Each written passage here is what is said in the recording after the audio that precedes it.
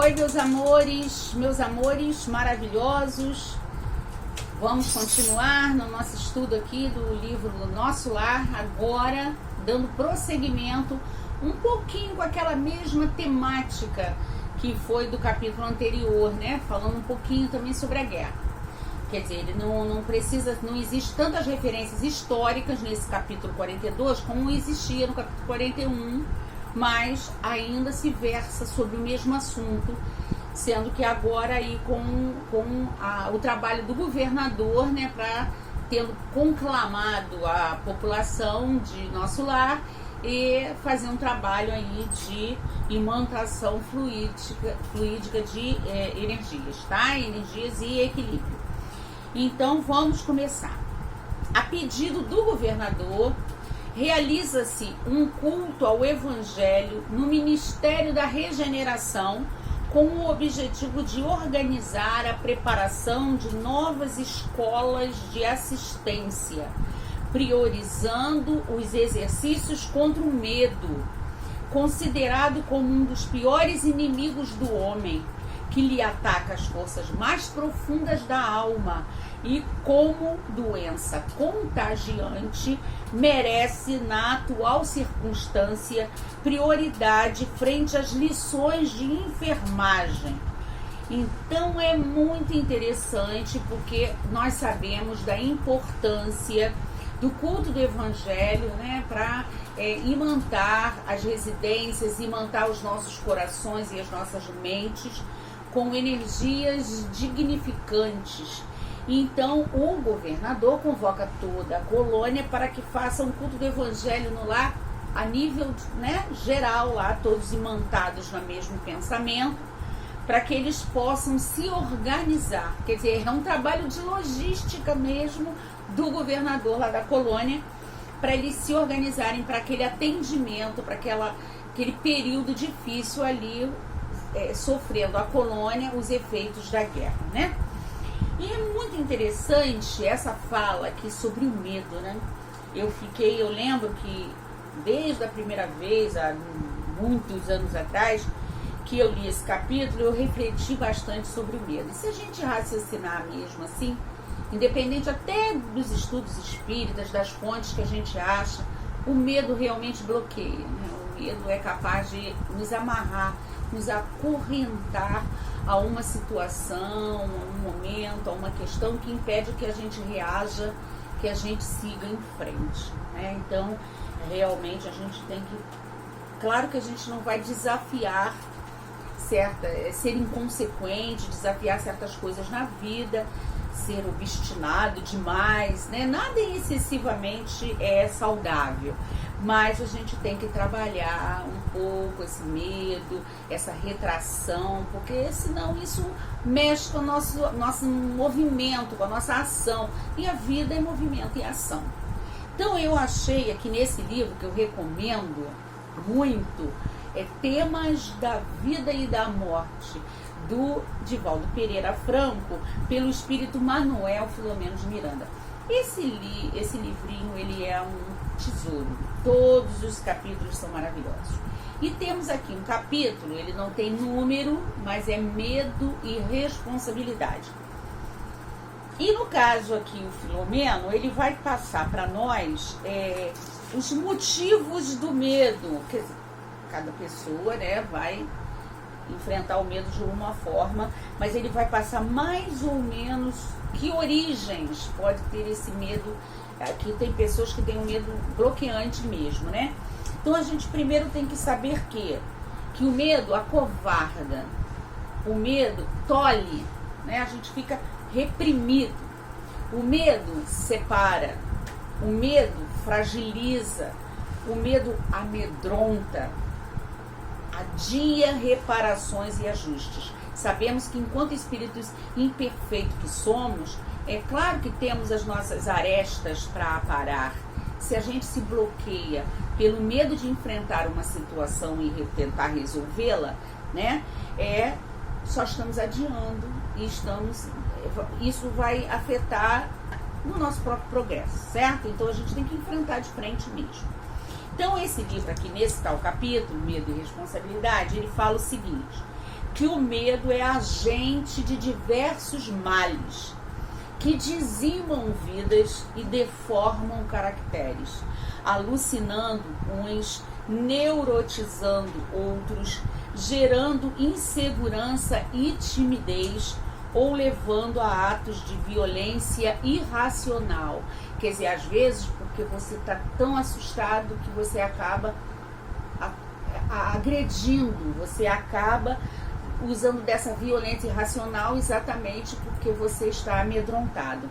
É interessante a gente até registrar que nessa época, e tudo que Nosso Lar foi escrito, que traz para nós essa questão aqui sobre o medo nos bloquear, ainda não existiam nem tantas doenças de ordem emocional, né, de ordens psicológicas que existem hoje em dia, como por exemplo, né, a gente pode citar aqui a síndrome do medo, síndrome do pânico, né, como a gente vê na atual situação que a gente está vivendo aí da pandemia, mais do que nunca esses problemas emocionais, esses desequilíbrios, esse medo foi bem, né, sobressaiu bastante e está sobressaindo ainda, porque estamos em plena pandemia ainda. Então o medo originário no espírito enfermo, que ele vai ocorrer no espírito enfermo, se o espírito não estiver enfermo, estiver bastante equilibrado, não vai acontecer. Pode ser examinado como decorrência de 3 causas fundamentais. Então é isso que é interessante, que o Filomeno passa pra gente, que o medo, ele pode ser decorrente, ele pode ser causado por 3 coisas. Primeiro, conflitos herdados da existência passada, quando os atos reprováveis e criminosos desencadearam sentimentos de culpa e arrependimento. Então, eu fiz um resuminho dessa causa, tá? Mas aqui no livro, se vocês forem ler direitinho, vai ter uma explicação bem mais aprofundada, que aqui o nosso tempo, né, não permite isso. É interessante, então, experiências de vida passada, atos insanos, reprováveis, criminosos, que isso tudo fica absorvido dentro do nosso corpo, do nosso campo mental, né, do nosso corpo espiritual, e isso sempre ele pode vir à tona, né? Isso faz parte de nós, é a nossa herança espiritual. Então, muitas vezes, aquele medo, aquele momento, aquilo que acontece pra gente ali desencadeia esse gatilho da lembrança daquilo que está nos arcabouços espirituais, vem à tona, aí a gente se acovarda, a gente se tolhe, né? E o sentimento de culpa e arrependimento, exatamente até o que é falado no capítulo, depois a gente vai ver no capítulo 44, que eles vão falar um pouquinho sobre o motivo, o porquê que nas regiões trevosas tem muitas pessoas que carregam esse sentimento de culpa, tá? É porque a pessoa não processou aquilo está retido, está ali, né, armazenado e sufoca. O segundo motivo que o Filomeno fala sobre o medo seriam sofrimentos vigorosos que foram vivenciados no além-túmulo, quando estamos naquela situação de desequilíbrio absoluto, nos comprazendo ainda com o sofrimento, com a maldade, com o desequilíbrio pleno e absoluto, podemos ser vítimas de repente, né, de situações vexatórias, suas situações mesmo agressivas, desequilibrantes, tudo a nível mental, psicológico, mas que vai nos traumatizando. Então, isso tudo que vivenciamos no além-túmulo, isso tudo vai ficando em nós como um trauma também arquivado no nosso perispírito. Quando desencarnamos, trazemos essas impressões daquilo que vimos, daquilo que observamos e daquilo que sofremos na vida além-túmulo. E a terceira coisa, o terceiro motivo da causa do medo, eu acho até interessante que muitas mães, né, muitos pais cometem esse erro. Então seria desequilíbrios da educação na infância atual, como desrespeito dos genitores e familiares pela personalidade em formação, né? A criança está em crescimento, está formando a sua personalidade e vive no terror ali, sendo ameaçado, em situação de profunda instabilidade emocional. E aí vem aquela historinha do carro do lixo, o boi da cara preta, o homem do saco, e esses medos todos que muitas vezes os pais, por uma ignorância com relação ao melhor caminho a tomar para o entendimento educacional dos filhos, né? Ao invés do diálogo, da conversa, da explicação, usa de subterfúgios, usa metaforicamente de coisas para assustar a própria criança, e a criança vai retendo aquilo. E aí, se ela de repente tem traumas psicológicos, espirituais ali arquivados no seu subconsciente, esse medo ao qual ela é exposta na vida atual, na tenra infância, pode desencadear esses traumas e eles virem à tona. Então, não vai ali porque não pode ir ali, porque eu estou mandando que não vá ali, tem que me obedecer, porque não vai ser legal, não é porque tem um homem do saco ali, ok? Então, legal aí a gente falar um pouquinho sobre o lance do medo. Vamos voltar para o nosso capítulo. Vamos falar agora na natureza, né? Eles falam um pouquinho que no salão natural, ornamentado para receber o governador, né? Para que acontecesse esse culto, houve-se um grande coro do templo da governadoria com os meninos cantores que entoam o hino Sempre Contigo, Senhor Jesus, tendo o apoio de 2.000 vozes ao mesmo tempo. Então, nós lá vamos ter um coral de meninos cantores que vão recepcionar o governador cantando esse hino a Nosso Senhor Jesus Cristo, tá? Então, eu fiz aqui uma referência com relação à importância da música, tirada aqui do livro dos Espíritos, tá? A pergunta 251 pergunta assim: são sensíveis à música os espíritos? E a resposta é bem grande, mas eu reduzi, tá? A música possui infinitos encantos para os espíritos, por terem eles muito desenvolvidas as qualidades sensitivas.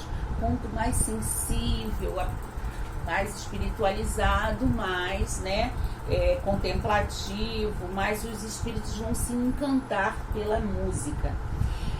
Mas só que se refere à música celeste, que é tudo o que de mais belo e delicado pode a imaginação espiritual conceber.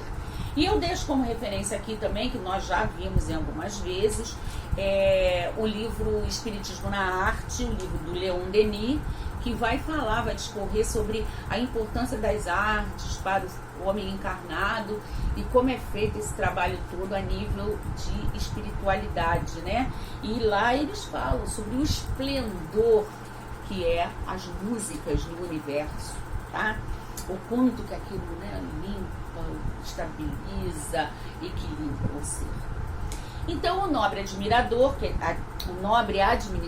dizer, governador, se apresenta com seus cabelos brancos, demonstrando sabedoria de velho e energia de moço, ternura de santo e serenidade de administrador justo, alto, magro, vestido de túnica alva, olhos penetrantes, apoiado num cajado, mas caminhando com prumo jovial.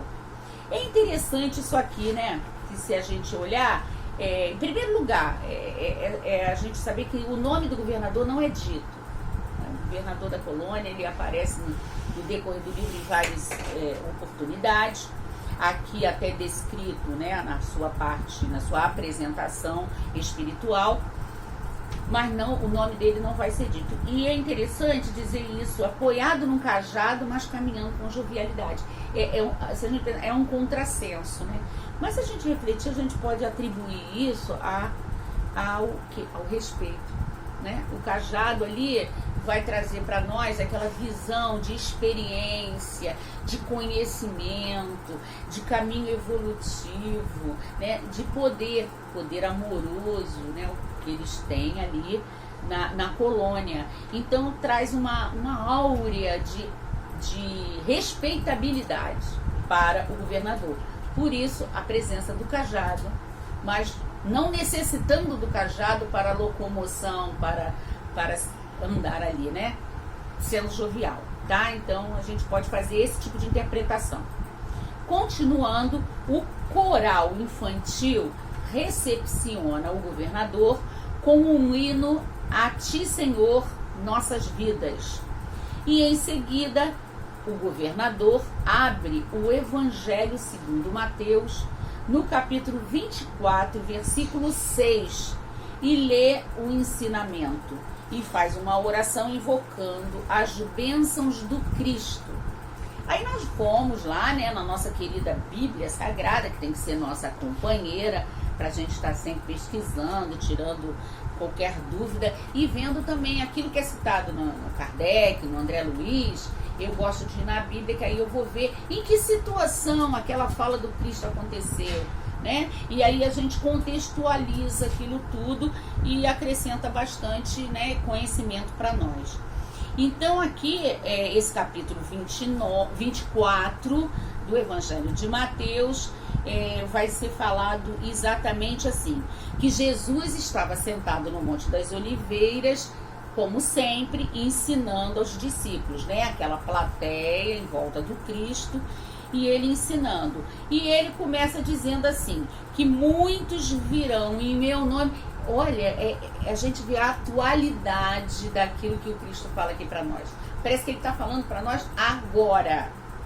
Muitos virão em meu nome e dirão, eu sou o Cristo, e enganarão a muitos. Ouvireis falar de guerras e boatos de guerras, mas não vos perturbeis, porque é preciso que isso aconteça, mas ainda não é o fim.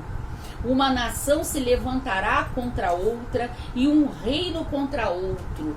Haverá fome e terremotos em diversos lugares, mas tudo isso é o começo dos sofrimentos, quer dizer, da depuração da humanidade, né?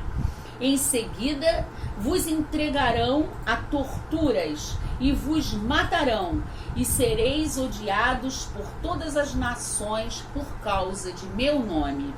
Muitos perderão a fé, uns trairão os outros e se odiarão. E numerosos falsos profetas surgirão e enganarão a muitos. Por causa da crescente maldade, o amor de muitos esfriará. Nós, enquanto divulgadores da Boa Nova, adeptos do Cristo, não podemos deixar que o amor esfrie. Mas quem perseverar até o fim será salvo. Este Evangelho do Reino será pregado pelo mundo inteiro como testemunho a todas as nações. Maravilhoso, né? Ai, ai, ai. Então, continuando. Saúda, quer dizer, depois que ele leu essa parte desse versículo aí de 6, né, o capítulo 24, ele fez uma oração invocando as bênçãos. Isso foi aquela página, né, de abertura que a gente costuma usar nas nossas reuniões de estudo, reuniões doutrinárias, mediúnicas. Então ele saúda as delegações ali presentes e os trabalhadores do Ministério da Regeneração. Roga a cooperação de todos aqueles que atuam naquele ministério para o serviço defensivo, dizendo necessitar de 30.000 voluntários para a atuação nas fronteiras vibratórias da colônia, em trabalho preventivo contra as forças do mal, considerando que nosso lar possui mais de 1 milhão de criaturas devotadas aos desígnios superiores e que não podem ficar reféns de milhões de espíritos desordeiros, pois a colônia é patrimônio divino. Interessante, né? A gente tem que fazer isso com a gente também. A gente não tem que ficar só em situações de aflição, entrando em oração. A gente tem que fazer esse trabalho preventivo. A gente tem que estar com o nosso coração sempre imantado no amor do Cristo, buscando sempre o apoio do Evangelho, estudando, observando, refletindo, para assim a gente estar sempre blindado contra essas influências negativas. Para que a gente não seja, como diz aqui, reféns, não de milhões de espíritos desordeiros, que eles estão se referindo lá às regiões inferiores da colônia, mas não estaremos assim reféns de milhões de pensamentos negativos, de influências perniciosas, de negatividade, de pessimismo, certo? Continua então, roga que todos se preparem para esclarecer e consolar, mas que será necessário organizar uma legião especial de defesa que garanta as realizações espirituais nas fronteiras da colônia, que é para evitar essa influência. O evento é encerrado com as crianças entoando o hino à Grande Jerusalém. Quer dizer, a gente, se puder ter capacidade para imaginar o que seria essa assembleia no mundo espiritual, com um governador, né, com um espírito dessa envergadura, conclamando a todos para o trabalho, para se unir em busca da paz, e com esse coral de crianças cantores, né, de meninos cantores, entoando tantos cânticos, evocando a energia do Pai. Então deve ser realmente maravilhoso. Então, para concluir, nós estamos aqui no capítulo, né, nesse capítulo 42, e eu ressalto para nós, trago assim para aparecer mais, uma frase que está neste capítulo, que vai falar o seguinte: que o medo é tão contagioso como qualquer moléstia de perigosa propagação. Classificamos o medo como dos piores inimigos da criatura, por alojar-se na cidadania da alma, atacando as forças mais profundas. Quer dizer, né? Medo entra dentro do nosso interior, ele se estabelece, se aloja e se propaga dentro de nós mesmos, desestabilizando, né, o exterior nosso. Quer dizer, ele vem de dentro para fora, ele nos acolhe, nos limita e reflete em, de repente, traumas, em agressões, em isolamento. Então, o medo precisa ser combatido constantemente por nós, ok? Muito obrigado. Vamos concluir assim o nosso capítulo 42. Graças a Deus, fiquem com Deus.